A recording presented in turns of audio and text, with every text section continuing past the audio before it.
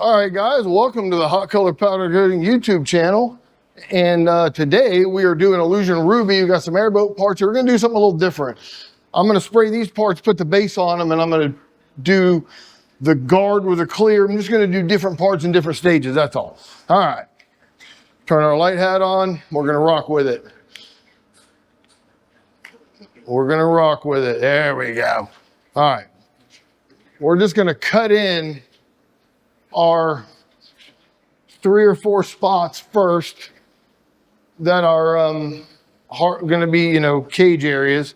And then we're just going to do a real quick dust over. I'm doing this way in an effort to make the videos less boring and long. So this is going to be our hot coat on these. I'm doing this without the booth on so you guys can hear what the hell's going on in here. Actually, the audio hasn't been bad at all. I've been using some AI trickery to isolate the background noise out of it, and it seems to work pretty good. So this is a base coat called Illusion Ruby by Prismatic Powders, and it is exactly that. It is a metallic base coat. It's a dormant color. So basically what happens is you put the base coat on and pre-cure it. You do not cure it all the way. You only bring it up to about I like between 330 and 350. So you bring it to that temperature, pull it out, let it cool, and then you clear it. And the pigment from the base coat actually dyes into the clear and gives you a candy color, but it's also metallic. It's like a 2-for-1, deal on that. So it works out pretty good. And if you notice, it's only, I don't know, it's probably 78 degrees outside right now in Florida. And if you notice how these didn't melt and this did, and the reason why that is because from the oven to here, this was at 375, they cooled enough to where they didn't melt, but this did not. So what we do here is we just kind of do nothing. We wait. And once this cools down to about 120 or so, where it doesn't melt like those parts, I'm going to redust these. Now, let me explain something to you. If I was just to put this in the oven and say, oh, that's good enough, this is going to be blotchy. I can see right here, it's not going to have a lot of metallic. It's going to have a lot on the end. It's just not going to be right. So if you look here, metallic, not a lot. Metallic, bad. No, can't do it. So what I do on reds a lot of times is I'll do the hot coat and then I'll dust it. That's kind of like doing 2 coats because, helps you get a little extra material on there. But as you just saw me do, you do not dump it on there. You just do a real quick boop to boop.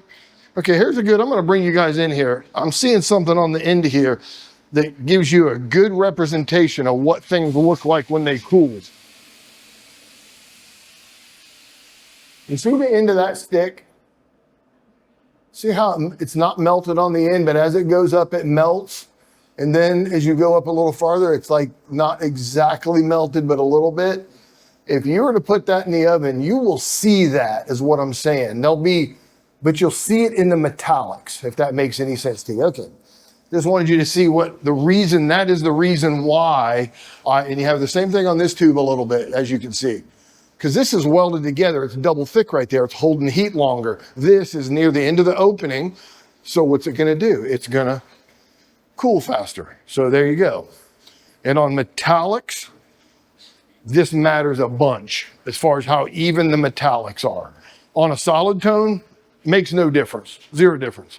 All right, I'm going to turn this babble box off, and then I'm going to put you back on I'm going to turn the babble box off, and we're going to let this cool, which is going to take a minute or 2, and I'll come back and dust these up, and we'll put it in the oven. And then I'm not going to show you clearing these parts. We're going to clear the guard. So, all right. All right, guys, we're back to dust this thing up. I'm going to tell you a funny story. This is funny. So, I had a friend of mine, right? He's single. He sees a girl at this place they both frequent. Wow, okay, so honestly, she works there, he frequents there. And he wants to meet her, so He goes in there a couple times. He doesn't, doesn't really say much to her, nothing to her.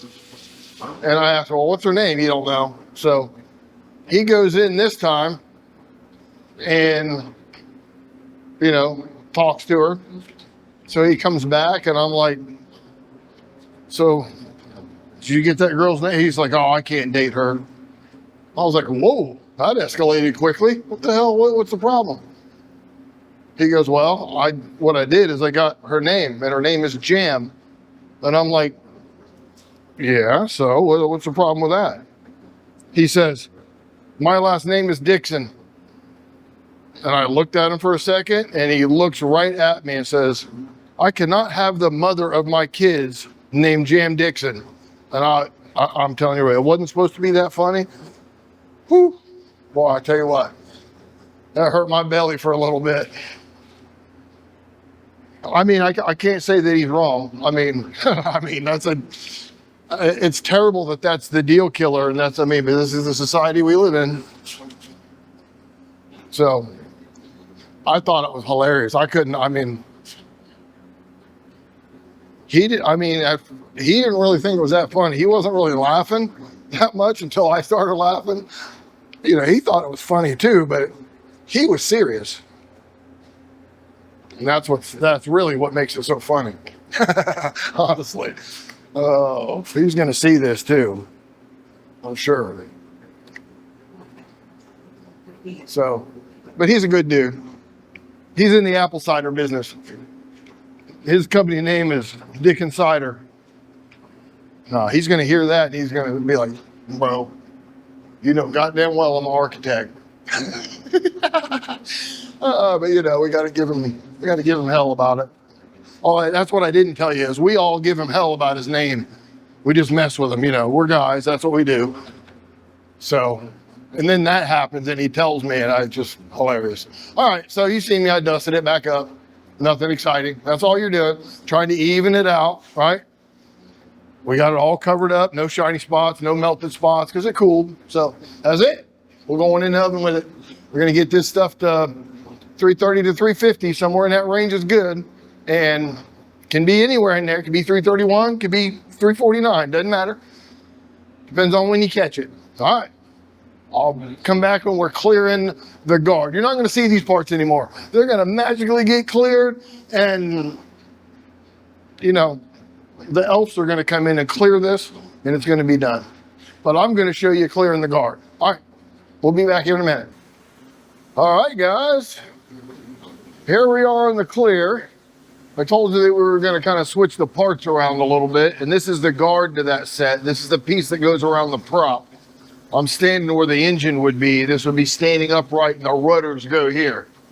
So if you don't know what Airboat's parts look like, that's what that is. All right. So this is Illusion Ruby. We put the base down.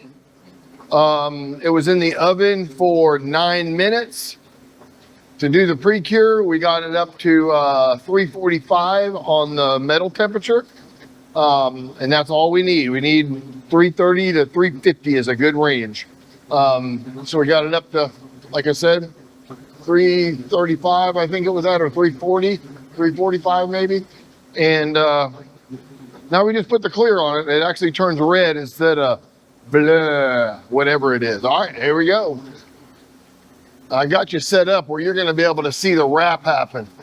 As you can clearly see, I'm shooting it from this side, and you're going to see it turn white on that side. And this is clear, even though it looks white. It's clear. I tell people it's kind of like plexiglass. When you cut a piece of plexiglass and it's white on the edges, you buff it and heat it with a torch or buff it and it turns clear, right? All right, well, this is kind of the same thing. When you grind up a clear plastic, it turns white. So that's what we got here. We're spraying on a clear plastic. And the biggest thing here that I want you guys to understand on clearing is maintain gun distance. I'm telling you, if you get the gun close, and it's natural. I'm not faulting you for wanting to do it. It's a natural reaction. You're like, it's not going on. I need the gun closer. And you move the gun closer, you screwed the pooch. Don't do it. The best thing you can do is back up. You have to let the gun put the material on. This is not like painting. It's not going to put it on in a pass like that. It's not going to do that. That's not how that works. That's why it's difficult if you're a powder coater, okay, and you're hiring people. If you hire somebody that has painting experience, but he's never powder coated, it's a learning curve for him. He has to almost learn to forget what he already knows. So I try to tend to not hire painters. I would rather you have zero experience than painting experience, because I have to teach you not to do the things you've already learned. Does that make any sense? But it's not that it can't be done. I've taught a lot of painters to powder coat. Not a real big deal, but it's more difficult. I will tell you that. If you're a painter and you're starting to learn to powder coat, just don't try to let it translate. You have to understand that this is not a wet sprayed thing. You're not sending the material towards the part and it contacting it, staying there. It's not how this works. Let me explain something to you. A lot of powder coaters out there aren't going to want to hear this, but I'm going to tell you this anyway. You think you're spraying powder coating, but you're not. You are just fluffing it out there, and the gun is putting it on the part. So basically, you're just a glorified fluffer. You're just a glorified fluffer. That's it. That's all there is to it. So I know you don't want to be called a fluffer, but that's what it is. At the end of the day, it's different than the other kind of fluffing that you may have become aware of. It's a lot different than that. Matter of fact, it's nothing like that. But still, it's a thing just to keep that in your mind. You know, you're not really spraying it on there. You're not. The gun is putting it on there. You're just fluffing it out there into the air with the right charge on it, and it attracts to the part. Because let me go ahead and tell you, try turning the power all the way down on your gun and spray it out there and see what happens. It goes right on the floor and nowhere else. Does not stay on the part because powder does not stick to the part without the charge. And the charge takes time for it to happen. It has to be a cloud of powder around the part for a period of time for it to attract to it. Okay, it's not as simple as spraying it out there, it contacts it, move on. Don't work like that. All right, enough about that. But the whole idea is to maintain your gun distance. And the reason why is this. The emitter is right here in the end of the gun. Powder doesn't charge here. Okay, it charges out here. If you do this, you're not charging the material anyway. So the closer you get it, the less likely it is to go on. The powder's had less time to take the charge on and stick to the part when you spray this close.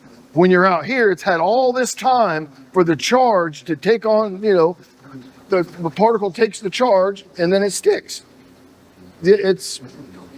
I don't know, just try it. I like to tell you why, and I'm trying to, and I'm not one of those people that I don't learn well, okay, when somebody says, do it this way, it just works. Nah, that doesn't work for me. I need to know why. I need to know why it works. And I teach that way. I teach the why, you know, because the thing about it is, if you know the why of all the whole why on everything, when something pops up and it's not going right, well, if you know the why on most of what you're doing, you can make educated decisions. If somebody just tells you, do it this way because I said so, what does that tell you? You can't make any educated guesses for yourself. So that's why I can't learn unless I know the why. The why is, to me, is the learning part of it. You know, if somebody just says, do it this way, that's not really learning how to do it. You're just, somebody's telling you how to go through the motions is really all it is. I want you to be able to think on your feet and say, okay, this is what my problem is. What do I do about it? Because I can guarantee you this, there's no one for me to call, okay? When I have a problem, I shouldn't say that. I do sometimes call Prismatic, and they hate that shit, just to tell you.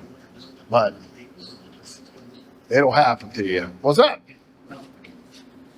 This is me doing YouTube videos talking to the camera. I kind of gathered that I was looking at that. Hey, show yourself on there. This here is my old business partner that I've talked about a couple times. This is the guy that came up with the Ollie Double. There he is, right there. And we still call it that to this day. What's up, buddy? What have you been up to? Working like the rest of us. I don't smell any fiberglass. You couldn't have been working too hard. I know. You told me you sold that, didn't you? Yeah. You should. Still working there. Still working there doing the design. Well, you know, you got to think about it. As long as you did it, you should still have fiberglass coming out of your pores. Probably. How's that new Tesla treating you? Oh man, Tesla is the way to go, bro. You like it? I love it, dude. I love it. I just started working on the new body kits and everything for all the Teslas. Oh, you're doing the body kits for that now. Yeah, it was kind of part of the end result. I was like, I wanted to still do the design and the new development. Is anybody doing that? Yeah, there is, but it's not mainstream yet. You know what I'm saying? And you can see it. I just built mine. I was kind of under the impression that old Uncle Elon don't want us working on them. Well, these are just bolt-on parts. They're nothing like. Yeah, I got you. He sure don't want them being repaired after they're crashed. Well, you actually can now because you can buy that toolbox, the Tesla toolbox, and you can program, you can do all kind of stuff. They have to. They can't not. You know. Yeah, it's gonna. At the end of the day, they're shutting themselves off from a large portion of the market if they do that. Because there's a lot of guys out there that their whole life, all they did was work on and modify their shit. And if they can't do that, they're going to buy something else. Well, they don't want you modifying it. I know, but customizing it. I don't want to say modifying. They can working on it is another, but like they don't want you messing with the systems making it more powerful, let's say. You know what I'm saying? Almost like adding horsepower. Well, what they want you to do is to belly off that wallet and buy the Plaid. That way you don't need more power. That's not necessarily true. Like in mine, the Y, I could spend another $2,000 and get 3 more seconds of speed. You know what I'm saying? And oh, so the car's capable of it. They're just not unlocking it for you. Oh, now see, let me go. No, that shit pisses me off. Why? So because you'd be buying it from an aftermarket company. I call it Motec syndrome. There used to be an ECU company that made ECU, or they still exist, called Motec. Right. And they give you an ECU that's capable of doing it all. Advanced traction control, communication to the pits, everything. Everything you want to do is an upgrade. Get out your credit card. Get out your credit card. I cannot stand it. Just charge me 50 grand for the thing and give me everything. Right. You know what I'm saying? But again, a lot of people like it because they can spend entry-level money, but they have an advanced ECU that they can grow into and not have to change it. You got it. So I understand it. So yeah, you gotta look at it like on the effect. Not everybody wants that 3 seconds more quarter mile. You see what I'm saying? Right, yes. So why add it to the car for the cost when somebody that does want That's right. Yeah, that's right. Because that's how you make it affordable at the same time as. Absolutely. And the more of the market is the non. But here's my thing about it though. If it's just, I put my credit card number in, you give me a pass key, I put that in and it works. It was always there. It always had the capability. Well, that's how. They have to turn it on.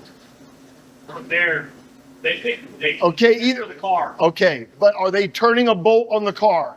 No, they're not yet. Okay. So it already, They don't really, yes, they're sending a passkey from there. it already exists in the car, Right. and they're charging you money to unlock something that's already there. Right. It makes me butthurt. I don't like it. I don't know why. Funny thing is, even if you have the jailbreak it and unlock it, they'll know. Oh, hell. And then they'll shut your car down. Oh, yeah. That's half the reason why people don't like buying that kind of shit. That's exactly what I'm saying is they got. It's their intellectual property in all reality. You know, that's what they're getting paid. I know, but think about the guys that are like diesel truck guys and they bought their diesel truck and they want to delete it or whatever, and they do it and now they can't use their truck. He's shutting himself off from the market in a way, but to him, it's such a small market of people that give a shit about that. He don't care. Right. And actually, his whole thing is autonomy. That's where everything's going to go in the next 10 years with them. So they're already, at the end of the year, they're hoping we're going to have where we can text and drive now. So we can text and the car will drive without warnings. But they got these safety features where you got to if the car sees you not looking forward, it'll warn you, you know? Yeah, I've seen that. Like, I've seen people doing tests on it, and they're riding down the road not holding onto the steering wheel, and they're like, That's the steering wheel. You don't have to hold it anymore. That's past now. You just got to be alert to what's going on in front of you. well, how does it know if you're alert? It knows it's tracking your eyes and all that. Yeah. Camera inside, you know. Amen. It knows everything. Oh, Uncle Elon, he knows it all. You stop at Wawa to poop, he knows about it.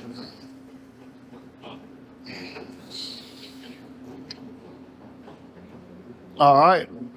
We got the outside rocked out. And mostly if you look around the outside of it, it looks like it's coated, doesn't it? But here's the thing. It's not thick around the outside. So what you want to do is you want to go around here and make yourself a good little pass on this. It doesn't have to be as heavy of a pass as you put on the inside, but you want to make a good little pass over it so that you don't have one side of the tube pink and the other side of the tube red. Because I'll tell you another phenomenon with illusions are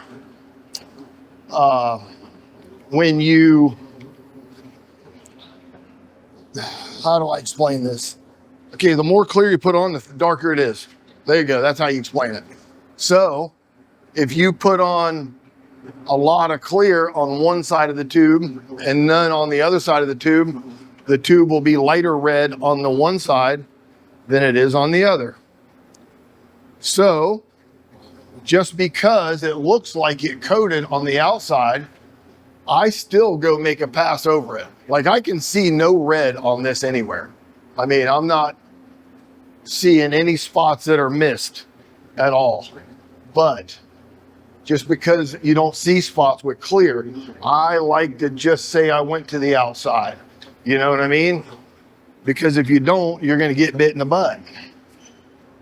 And plus it gives you a chance to go around and inspect and make sure that you got all the little nooks and crannies and stuff that you wanted to get. Super important.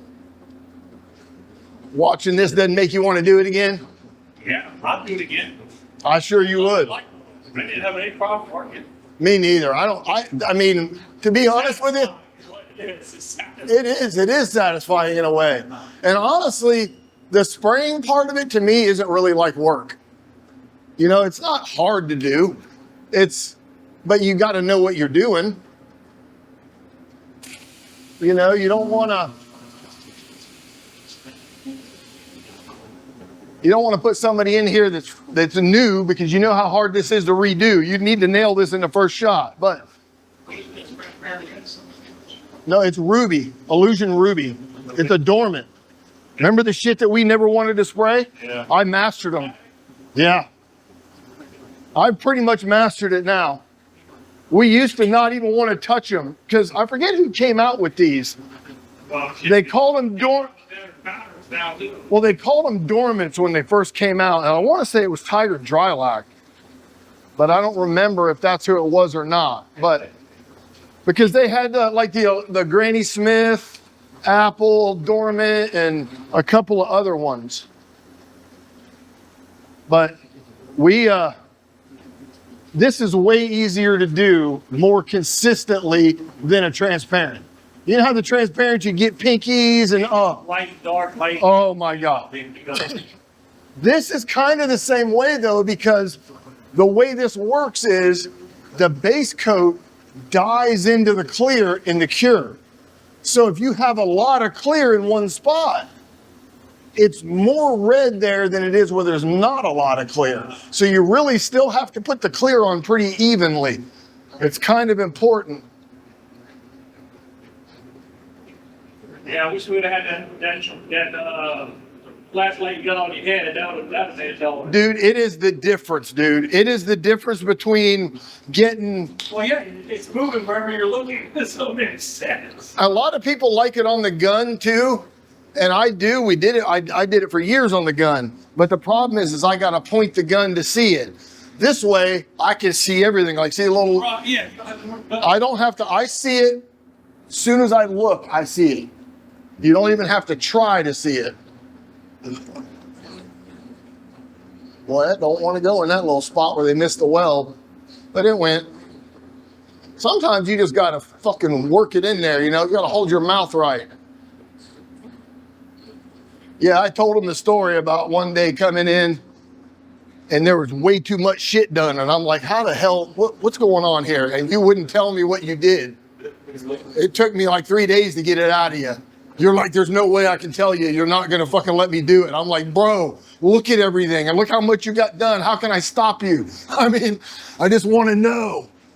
And when you said it, I was like, well, technically that's still correct.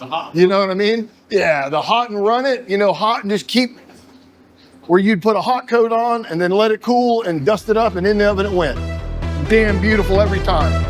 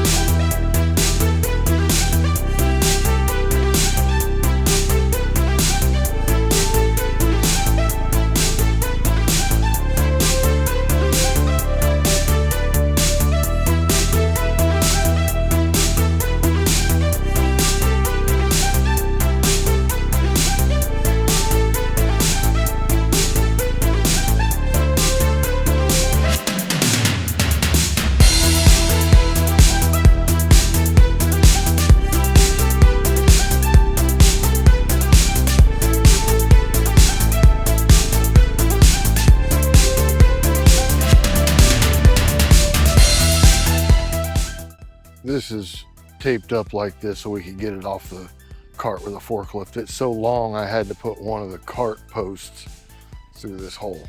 So it had to be lifted off of the cart. My carts, if you notice, they have a removable top for exactly that reason.